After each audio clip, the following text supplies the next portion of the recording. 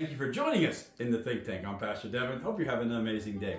In World War II, they put posters out called Loose Lips Sink Ships. And what they're saying is people had to be careful about what they said, or word could get out to the Germans where ships were and they would be sunk. And we had thousands of ships in World War II sunk off of our American coast. It almost turned the tide of the war. That still applies. I say Jesus talks, if you want to have the blessings of God in your life, the first thing Jesus says in the Sermon on the Mount you have to take care of is these things: your lips. We are so loose of our lips.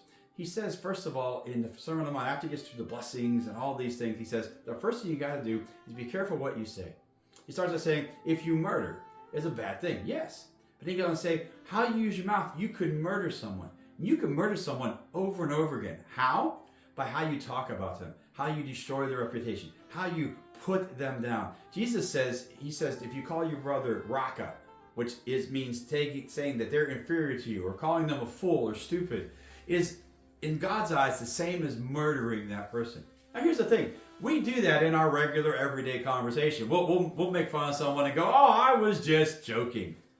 Here's the thing.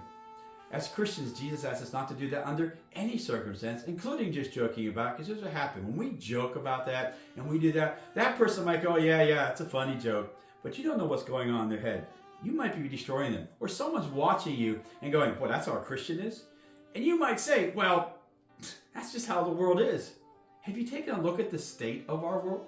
The world wants to be positive, but yet we love to put negative thoughts on each other by how we use our lips. Jesus says, if you want to be blessed, the first thing you got to do before you can do anything else for the Lord is control these things. Loose lips not only sink ships, but they can sink your relationship with Jesus Christ. They can wonder why you're not having the wonderful relationship you're having with Him, because God watches how we treat others. He says, if you do that, you need to go tell that person, I'm sorry. Oh, really? It's not me saying. Go read it in Matthew chapter 5, verses 17 to 26. He says, absolutely, you have to, because if you get into the mind of doing that, you'll stop doing that, and it'll keep you from getting into bigger trouble later in life. Trust me, this, God watches more than you could ever imagine. He wants to know, will you glorify God or not? God says you can do one of two things. You can either glorify God or you can curse God, but you can't do both.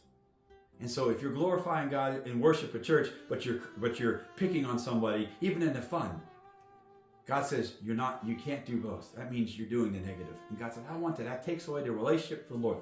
You might say, that's hard to do. I know. It's going to take a reset in your mind. But when you do that, you open up lines of communication with God like you've never had before. And God really wants to communicate with you. You know how I know?